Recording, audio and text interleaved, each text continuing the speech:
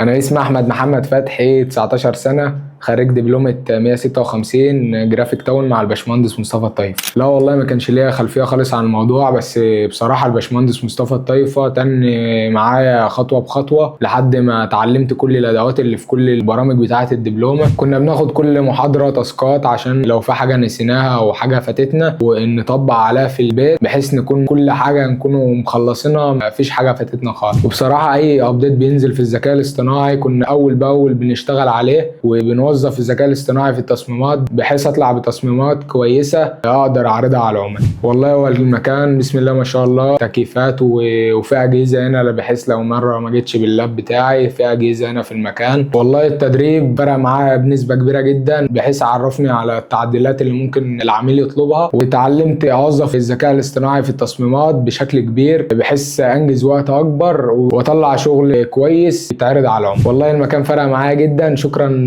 باشمهندس مصطفى، وشكرا جرافيك تاون.